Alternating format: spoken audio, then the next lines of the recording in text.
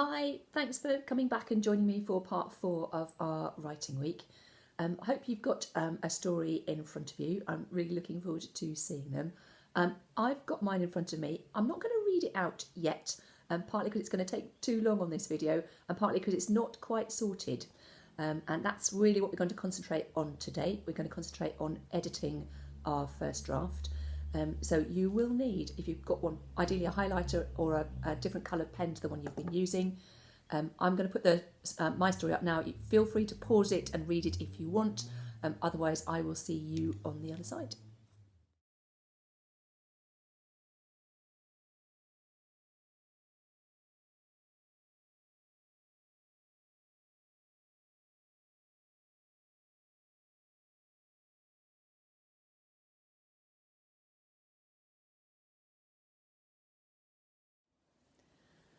Okay, so you've had a quick look at my story, but it's not quite finished yet. I think I still need to do some editing before I am completely happy with it. We've done some editing as we have been progressing through the week. We did it when we were looking at the setting and we did it when we were looking at the character work. But there is only so far, I think, that you can edit yourself, called self-editing. And sometimes you do need to get somebody else to have a little look at your work.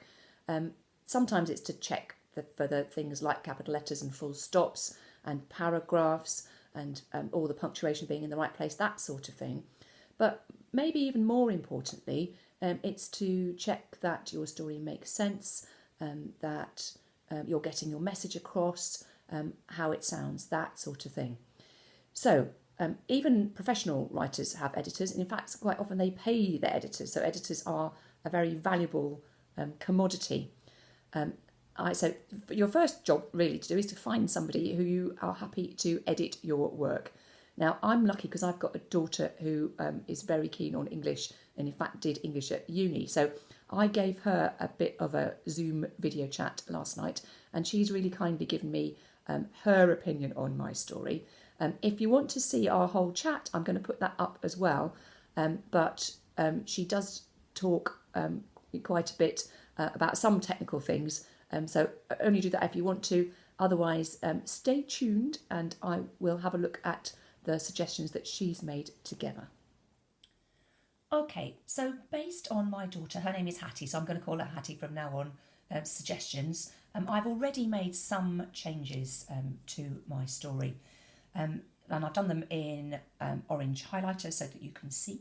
So to start with, in my first paragraph, I had an ellipsis here, the ... wait and see, a bit of a pause. And she pointed out, I think probably quite rightly, that I do overdo the ellipses quite a bit. So I've taken out that first ellipsis and changed it for a comma, which I think was better. And then there was two really easy mistakes. I think I must have been half asleep as I was going through. I had a small I for my I there, and it's always a capital I when we're talking about I. And my last sentence there, so why do I feel so empty? It's a question, so I did need a question mark. So she's popped that in for me. So those are nice, easy ones to sort out and easily done. The next bit, she has pointed out that I am somebody who tends to write long sentences, and she is right, and it's something to know about your own writing, and it's partly a bit of style. Some people like to write long sentences, other people write in short sentences, and probably you need to have a bit of a mixture of both. The problem with long sentences is they sometimes are difficult to read, and if I read this one again, I can see my brown leather suitcase in the corner of my bedroom, a bit more battered than when I left London, but sturdy and still with the evacuation tag attached to the handle. It is quite a long sentence, isn't it? Okay, so I think I can do something about that. Let me just read it again. I can see my brown leather suitcase in the corner of my bedroom. That's a sentence in itself, isn't it, really? So I think I can put a full stop there. It's a bit more battered, and that's short for it is, so I do need an apostrophe there. It's a bit more battered than when I left London, but sturdy and still with the evacuation tag attached. Yeah, I think that's okay. So I've chopped that very long sentence into two. Good. I can tick off that one. Okay. The other thing next one down as I'm going through. So not only did she tell me where I'd made mistakes, but she's also very kind and tells me the things that she likes. And she told me that she did like the show and tell of the first bit. So if somebody says some good things to you as you're going through as well, give yourself a pat on the back. Don't forget to do that. So I've got a little yay by the side there to say, actually, I'm quite pleased that that's working. Okay. The next one actually is one that I've just noticed just before I came down. We were talking a moment ago about that it's, which I've just changed. I've got quite a few it's in this paragraph, and the it's should only have an apostrophe if it's short for it is. So let's just check. Next thing I know, I am strolling along the shady path, the powerful pong of wild garlic hitting my nostrils. Its flowers aren't out yet. Its flowers, is that short for it is flowers? No, that's the flowers belonging to it. So that doesn't have an apostrophe, that's okay. Aren't. Oh, okay, that's short for are not. I haven't spotted that one either. Let's put that in as well. Aren't out yet. But there are so many bluebells carpeting the ground. It's, again, it's. So many bluebells carpeting the ground. It is difficult. Yeah, okay. So I do need to put an apostrophe in there to see anything else. Brilliant. Okay, so I think that's got those apostrophes sorted. Next paragraph. Too many bluebells, she says. Hattie says, too many bluebells. Can I have a little read through of that paragraph and see if I can change it a bit? So the paragraph goes, I still need to find that garlic. The smell is all around, but where is it? Moving down the path, all I can see is bluebells, but there must be some here somewhere. I step off the path, trying not to trample the delicate blue flowers, and head off into the undergrowth, where at last I see a huge patch of the familiar fragile leaves, broader than the bluebells. Oh yeah, that's the third bluebells, isn't it already? Bluebells, bluebells, full stop. I need to get this right because bluebells are poisonous. Okay, so I have got 4 bluebells in there, I think. I'm going to see if I can take one of them out. I think I need that bluebell's poisonous because otherwise that's it. But I think I can do something with the one before. I can see a huge patch of familiar fragile leaves. Those are the wild garlic leaves I'm talking about there. Broader than the others. Okay. So there may still be a few too many bluebells, but I think that's as much as I can do for the moment. Okay, next page. She spotted again a long sentence, and I've changed that one already. She made some good ideas there, which I'm going to take. And she also took out another of my ellipses that I use too much of. So I've swapped that one for a comma as I'm going through here.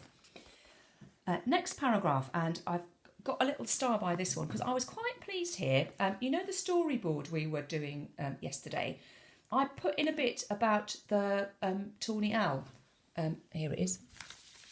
And the secret sign. And if I did that sort of just last minute really yesterday. And then I developed it a little bit in this paragraph. So I was quite pleased that she thought that worked. And I thought, yeah, it was worth my while doing the storyboard. Because if I'm honest, I don't usually do a storyboard. So maybe I need to change the way I write it a bit. That's been quite useful. And those were all the changes that she has made. So I am pretty chuffed about that. Oh, while I'm thinking about the owl, actually, she made another comment. She wondered whether I ought to explain about not only the to-wit, but the to-woo. But I've decided I'm not going to take that piece of advice. And that's the good thing about editing as well. They're only suggestions. So if you don't like what your editor has suggested, you don't have to be rude. You can just be polite and say, actually, I have thought about that and I like it the way it is. That's absolutely fine. Okay, so that's the changes that I'm going to make. I'm going to swap the camera around and we will finish off for today.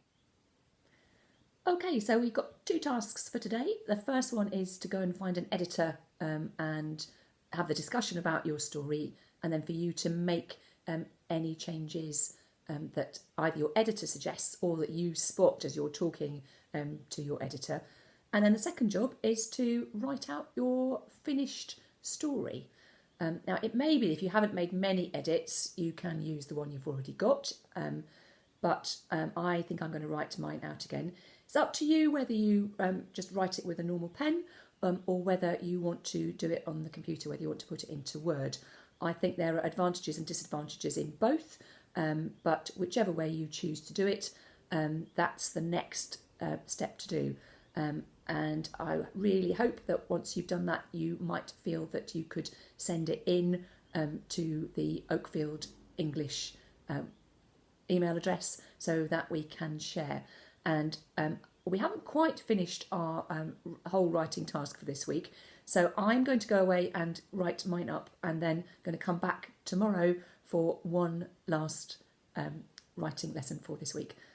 Happy writing, and see you tomorrow.